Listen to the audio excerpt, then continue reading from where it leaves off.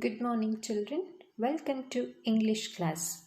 In the last classes, we were discussing the lesson Dr.B.R. Ambedkar written by Sri R.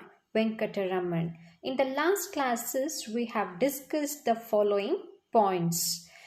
Insatiable thirst for books, two factors that had major influence on Dr. Ambedkar, newspapers and institutions started by Dr. Ambedkar, notable members of the drafting committee of the Constitution, rare gifts that Ambedkar had.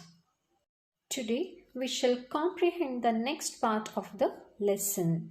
The Constitution is a fundamental document which defines the position and power of the three organs of the state. It also defines the powers of the executive and legislature as against the citizens. So what is Constitution, children? It is a fundamental document. What it defines? It defines the position and power of the three organs of the state. Children, which are the three organs of the state? The three organs of the state are the legislature, the executive, and the judiciary.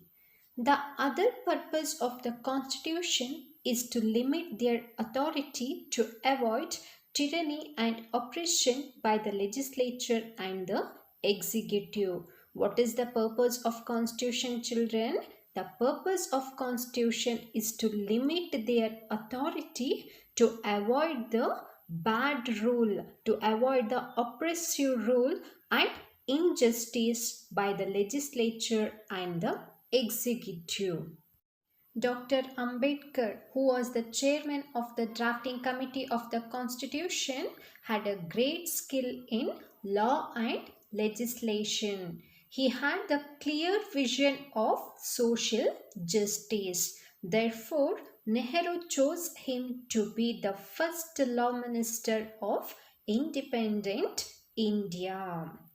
Who chose Dr. Ambedkar to be the first law minister of independent India, children? Jawaharlal Nehru chose him as the first law minister of independent India. Why did Nehru choose Ambedkar to be the first law minister? Because Ambedkar had a great skill in law and legislation, and also he had the clear vision of social justice. According to Dr. Ambedkar, methods of civil disobedience, non-cooperation and satyagraha are the grammar of anarchy, because these methods are necessary in a state which is ruled by foreigners. But in a democratic country, these methods should not be used. If used, there would be loss of lives and public property. Grammar of Anarchy is a speech rendered by Dr. B.R. Ambedkar on 25th November 1949, a day before the Constitution was formally adopted by the Constituent Assembly. What is Grammar of Anarchy, children? It is a speech rendered by Dr. B.R.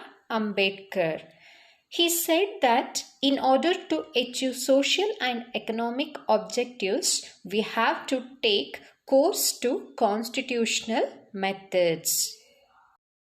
He was against using of revolutionary methods, satyagraha and civil disobedience. According to him, these methods were valid as there were no constitutional safeguards before independence, and they are invalid after the Constitution comes into force. He called these methods as grammar of anarchy, meaning they represented anarchy. If these methods were to be used, there would be loss of lives and public property. Dr. Ambedkar and Mahatma Gandhi tried to wipe out caste discrimination from India. Gandhiji reminded the higher caste their duty towards the depressed classes. Dr. Ambedkar did the same by reminding them of their inherent rights to equality with the higher castes. One stressed the duties and the other stressed the rights. Dr. Ambedkar and Mahatma Gandhi tried to throw out the caste discrimination from India, tried to wipe out caste discrimination. Gandhiji reminded the higher caste their duty towards the depressed classes. He stressed on the duties.